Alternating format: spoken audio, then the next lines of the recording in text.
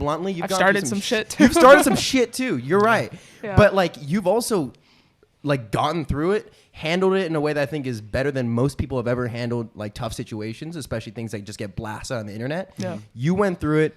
You did a series of apologies that I thought was really sincere, but that in the entire story about like how you got like low-key canceled, right? There was a petition on change.org that had like 400,000 signatures to get you booted off TikTok.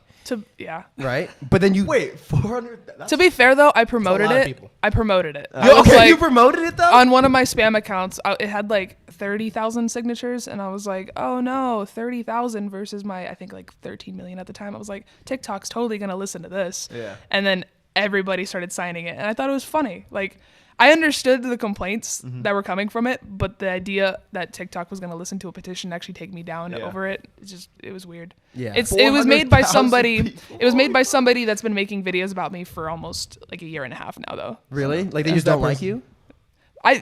They have their reasons, but petitions. Yeah. Okay. How are you feeling through all this? Feeling through the petition or this? Well, the petition. The petition was weird. I mostly just tried to ignore it. I've gotten to the point where I try not to read all the comments anymore because there was a point where I was reading every little thing. And after the petition thing, I was like, that's it. I have to stop acknowledging this if I didn't do anything, you know? Yeah, I get what you mean. Yeah. It's interesting because when we interview creators and they go through situations like this, we love to ask them what the thought process was, because people who are involved in pushing the cancellation of people don't fully understand how it affects and what the actual creator is going through. So it's interesting hearing about how, like, what the mentality is. How do you actually address something? And I think you did it better than a lot of other people have ever done it. Do you? I do. That's good. Because I don't. I look back every day and I'm like, I could have done this better. I should have handled this thing better. I shouldn't have responded to this. I should have responded to this instead. I'm constantly overthinking like what I did, but it's like, it's in the past. I can't do anything except just try to move forward and be better than what I did before. So we see it from like, because we break down the news on TikTok, so we report on everything that was going on with you. I remember seeing your guys' videos. I remember you came up to me in Miami. You were like, Jayus, what's up? And I was like, I'm looking at him like, I know this guy from somewhere. And like after the party, I looked it up and I was like, he talks shit about me. Oh yeah, no, that's all we do. But it was funny. It was funny them meeting you again and pointing it out, and you were like, shit. Because we do it all the time. Because we talk shit about all these different creators. We expose things that they've done. Eh? But when you meet them, that's when you have to break that ice a little and be like, yeah, we did that, but we also don't give a fuck. We do whatever we want every day. I don't give a fuck either, because I have to think about it. It's like, you weren't the only ones. I was like the front page of TikTok for most of February because of it. To explain that situation to the audience, I'm sure like a lot of you guys recognize if you watch our content, it was you're really well known for creating very like educational, but you're also very open about your sexuality, like how you interact. I think you were the one that said it best. Like I never actually put my thought into words, but when you said it, it was like, yeah, I was the person that tried to be open about everything and anybody. I'm accepting of all people. And then when that came out, it was just like a complete spiral. I think that's why it got so big. It was like completely opposite of who I was when I was a teenager. I was just so toxic.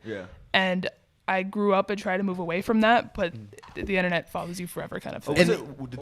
Were those like back in the day? Like I was like 16. Oh damn! Wow. I'm 22 now. Oh damn! 6 years ago. Okay. Yeah. I don't think a lot of people knew. I didn't know that. I thought it was like last month or something. No, I did not know that. When I made my apology video, I was going to mention that I did say those things 6 years ago, but the people that I was like asking for advice on help, like what to actually say, they were like, it doesn't matter how long ago it was. I was like, you're right. But I feel like I should have mentioned it because still a lot of people think that I said it. Like, the internet hates the excuse of like, I grew up not knowing what this word, because like in the DMs that came out, you wrote the hard R to somebody. You said, someone should get shot. Someone should get shot. Like hurtful things like that. And I think people hate the excuse on the internet of I grew up in this different environment. I didn't know what that word meant. And I said the opposite of that. It's like I knew what that word meant and I chose to use it anyway. And still to this day, I have to try and figure out why that was in my vocabulary.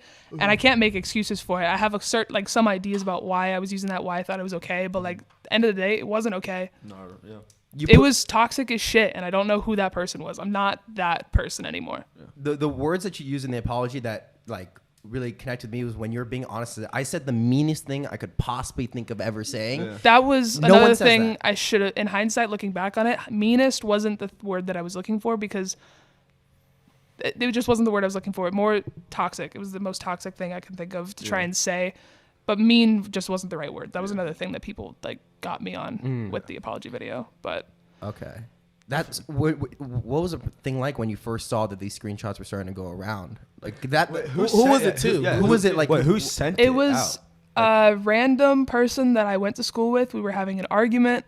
I went back and did like it's called an IG data backup where I could read all of our texts. We were arguing about politics, and he mentioned that I deserved to be in foster care, and like it was just like we were saying toxic shit. He said just as toxic things as I did, but he deleted his messages. Yeah, I could tell he deleted all and the then, messages. and mine you got there. famous, and then he didn't. So He's actually on TikTok. He never released it himself. He sent it to different creators that don't like me with bigger platforms too. What a fucking What dick. is that? That's really. But like he was also 14 at the time, so like I can't hold him against what he said. Like, but he held it against me. It was weird. It's just a whole. You guys are weird both situation. dickheads back then. We were just just fucking assholes for no reason to each other. And then it came out, and I've talked about my insomnia a lot. When it came out, at that point, I already hadn't slept for 2 days. So the first thing I did was message my old management company, and I messaged my manager, and I was like, "What do I do?" And he's like, "Ignore it." And I was like, "Okay." And so I did, and then I was like, "Hey, like I should apologize for this. Like I feel gross." And he's like, "No, we're just gonna wait until it gets bigger." And I'm like, "It's bigger right now. Let's apologize now." And They like wanted it to get bigger. they wanted to wait and see if it would get bigger before I said anything about it. Oh, damn. And in hindsight, I should have just recorded an apology and uploaded it right then and there. But I didn't know what to do. I didn't trust my own instincts. I didn't know who to listen to. So I was just listening to the people in charge of my career. And that's what they did. They tried to save the career and just made it worse. Right, because their So incentive much is to make worse. sure that you can still be making money and all that stuff. But it's hard because you think like, okay, maybe I should have put an apology out right away. So when people on the internet would just be like, wow, she's really just like blowing it off and trying to take care of it. I don't But even know there's if that would have always been so many better, but I criticisms. feel like that's what I should have done instead is like actually apologize for what I said rather than running and trying to figure out like what my management wanted me to do. Because my management said, like, once it got to a point where it's like, we have to apologize, even though I already wanted to apologize, they made me write an apology. I recorded it. They didn't like it. I had to rewrite it. I had to re-record it. They didn't want me, they wanted me to set it up on like a tripod, like how I did it, but I wanted it to be like more in the mirror, like how I normally address people. The whole thing was just weird. It was It's so bad. funny because like on our channel, we always make fun of like influencers and Apologies, creators about apology like videos, setting up their apology videos. Now it's actually a thing. It was People actually too set it up. produced. Yeah. Right, that's Wow, like the that's David so- Dobrik went through the same thing. Logan Yeah. Paul's famous for. You're right. It's like I made a And I'm just like horrible up there on that list horrible now laugh. of like shitty influencer apologies when like that's not what I wanted to do at all. Everything I said in the apology though, like I truly meant, but I just know that if I would have went about it a different way, if I would have posted it earlier, if I would have I mean, you're not even not you're listened not to my even- management, it would have. I feel like it would have gone over well, but again, I don't know. Yeah. I don't know. I wouldn't even call ourselves anybody influencer if you don't have an apology video out there. So you know, Dude, we I hate the word influencer. I hate it so much. we're waiting for ours. Yeah, we're waiting for ours when we have to apologize. Wait, so that's crazy. So your management would go back and forth with you to make sure you're saying the right thing, because that's what a lot of people don't know about what was Logan Paul thinking when he apologized, or like David Dobrik. But it is that you're talking with PR, you're talking with talking management. with all those people, and like I just want to make it clear that I wrote my apology. A lot of people have said that like, oh, she hired a ghostwriter, she didn't write it herself. I wrote my apology, but the way that it was given to the internet, that was more management. It should have been. It wasn't how I wanted it to be. Yeah, I get But what you mean. That this was in February. I've just been trying to move on and show that I'm not that same person. I feel like my content the past 2 years have shown that I'm not that 100%. toxic ass person that it used to be. And I'm just trying to continue that, I guess. For sure. Yeah. I want to ask you one more thing, because I think one thing that people overlook is when they say, oh, this person, unless they're being booted off and canceled, they're not really being punished. The real punishment from behind the scenes is like the relationships with management, brands. Like, how did it affect your business? not even that. I mean, with management and brands, the management that tried to help me get through this dropped me as soon as I didn't get a brand deal for you like serious? 3 weeks. I don't work with them anymore. Anybody that comes up to me and says, hey, do you recommend this one? I tell them no. Yeah. I explain the whole situation. Don't work with them. I'm with the new one now. But it wasn't even like, like I didn't really care. I cared, but I didn't really care that the internet knew. It was more when family members started texting me about it. It was more when friends from high school started texting me about it. And it's like, holy shit, like, like it was just That's like this different. big skeleton coming out of the closet Yeah. that I just had to face. Were they coming out with the positivity, like, hey, I'm here for you, or were there some people actually mad at you that were It was that were opposed half to you? and half. Damn. It was about half and half. I've lost a lot of people through that, but I also learned who real friends were, and I learned what fake friends did, and like, I don't know. I just, it was a big learning experience that I feel like I could have. Oh shit!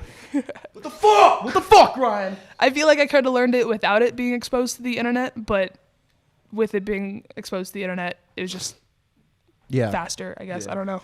That's crazy. I don't know if any of that makes sense. No, it but totally makes sense because people don't think about like how it actually affects people's personal lives, and like when people just want you to get canceled because that's a punishment to people, it's like no, it's about the relationships you have with people close to you. I don't like to say that Money. I got canceled because obviously I'm still here. I didn't get canceled. I got backlash. Yeah. I got a lot of backlash for a shitty thing that I did, Who but not were, canceled. what were like examples that fake friends showed themselves when you're in that situation? I had friends just completely like initially it was like people unfollowing me without talking to me first. Then it was people not hanging out with me without talking to me about it, or people talking shit about me to people that don't know me even though they haven't talked to me about it. It was mostly people going out of their way to make the situation bigger and about them rather than just talking to me, if that makes sense. Yeah, I wouldn't consider it fake though, because if you look at the DMs, it's pretty fucking blatant. That was No, like, that's okay, fair. I could just dip on her and not like say anything. You know? Yeah, no, I understand it, but it was also like